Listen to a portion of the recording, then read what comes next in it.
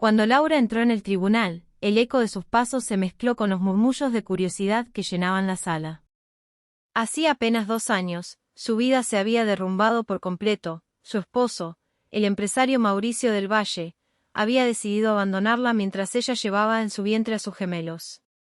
Se había marchado sin mirar atrás, sin un mínimo de compasión, y se había ido a vivir con su amante, la joven y ambiciosa modelo Vanessa Rojas.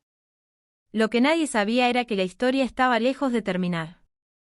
Y que ese día, en el tribunal, frente a abogados, jueces, familiares y prensa, todos descubrirían la verdad.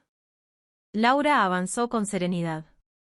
Vestía un traje beige elegante, sencillo, pero su porte transmitía una dignidad imposible de ignorar.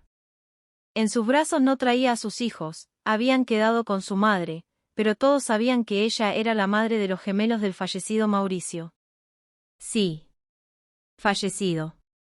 Mauricio había muerto 2 semanas antes en un aparatoso accidente automovilístico.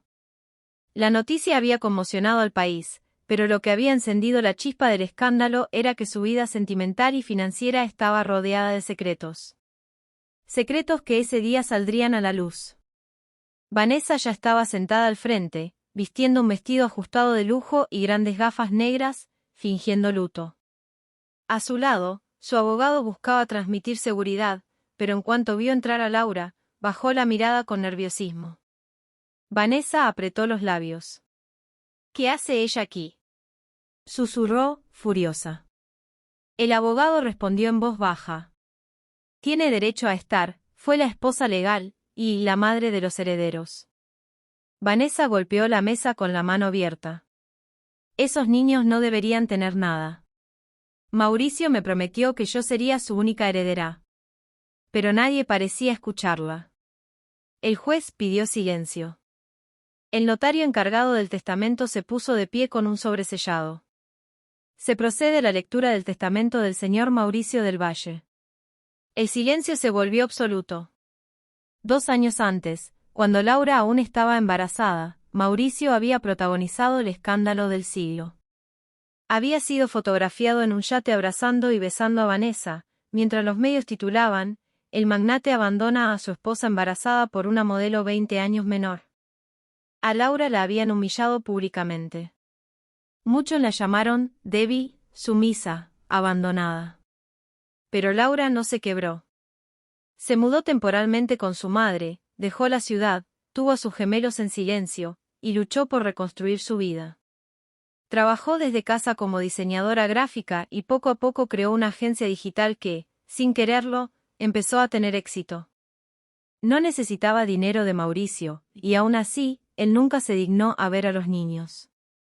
Vanessa, desde su mansión pagada por Mauricio, vivía como reina, convencida de que había ganado. Sin embargo, lo que nadie sabía es que Mauricio, 6 meses antes de morir, había buscado a Laura. Llamó una noche, arrepentido. Ella no respondió. Le dejó un mensaje de voz donde lloraba. Le pedía perdón. Le decía que la amaría siempre. Le decía que su relación con Vanessa se había convertido en un infierno. Le suplicó que lo dejara ver a los niños. Laura nunca respondió. No por crueldad, sino por protección. Ya no confiaba. 3 semanas después de ese mensaje, Mauricio cambió su testamento. Y ahora todo el país estaba a punto de escuchar el contenido. Procedo a leer, dijo el notario abriendo el documento. Yo, Mauricio del Valle, en pleno uso de mis facultades mentales, declaro este el único testamento válido. Vanessa respiró hondo, sonriendo. Estaba convencida de que heredaría todo. Laura mantuvo las manos unidas con calma, pero sus ojos reflejaban un ligero temblor interior. A mi actual pareja, Vanessa Rojas, leyó el notario. Vanessa levantó la barbilla con orgullo, ya imaginando qué joyas, mansiones y acciones llevaba su nombre. Pero la frase continuó. No le dejo absolutamente nada. Un grito estalló en la sala. ¿Qué? Vanessa se levantó de un salto. Eso es imposible. Mentira. Exijo que revisen ese papel. Esto es una broma de mal gusto. El juez la llamó al orden. El notario continuó. Vanessa Rojas fue parte de mis errores, de mis decisiones impulsivas, y no deseo que ninguno de mis bienes recaiga en ella. Vanessa gritó de nuevo. No. Él me amaba. Me iba a dejar todo. Laura no reaccionó. Tan solo respiró. El notario pasó la página. A mi esposa legal, Laura Fernández. Vanessa lanzó una carcajada histérica. Por favor. Si la dejó hace años, esa mujer no significa nada. Pero nadie la escuchó, todos estaban pendientes del testamento. Le dejo la propiedad de nuestra antigua casa familiar, completamente a su nombre. Una compensación económica por los daños que le causé y por no haber cumplido mi deber como esposo y padre. Y el 25% de mis acciones en la empresa del Valle Group. El público murmuró sorprendido. Laura cerró los ojos un segundo. Era demasiado. Ella no había venido por dinero, ni por venganza. Solo quería que la historia terminara y sus hijos estuvieran seguros. Vanessa quedó paralizada por un instante, pero aún así, no era lo peor. El notario siguió. El resto de mi patrimonio, incluyendo cuentas, inversiones, propiedades, compañías asociadas y derechos, será dividido en partes iguales entre mis hijos, los gemelos que Laura Fernández trajo al mundo. Vanessa perdió el control. No. Esos niños no. Esos niños arruinan todo. Gritó golpeando la mesa, fuera de sí. Los guardias se acercaron para calmarla. Yo debía ser la heredera. Yo. Mauricio me prometió que todo sería mío. Él dijo que me dejaría rica. Señorita, interrumpió el juez con voz severa. Está perturbando el orden del tribunal. Le pido que se serene. Pero Vanessa no se calmaba. Se giró hacia Laura con odio puro. Tú lo manipulaste. Tú le llenaste la cabeza. Maldita. Tus hijos no merecen nada. Laura, por primera vez, la miró fijamente. No con rencor, sino con una fuerza que Vanessa jamás había visto en ella. No manipulo a nadie, dijo en voz baja pero firme. Y mis hijos no tienen la culpa de tus ambiciones. Vanessa quiso lanzarse hacia adelante, pero los guardias la sujetaron. Rechuchillando, pataleando, llorando, como si el mundo se derrumbara bajo sus pies. Porque, en efecto, se derrumbaba.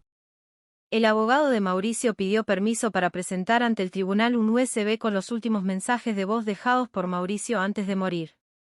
Al reproducirlo, la voz del empresario resonó por toda la sala, quebrada por la culpa.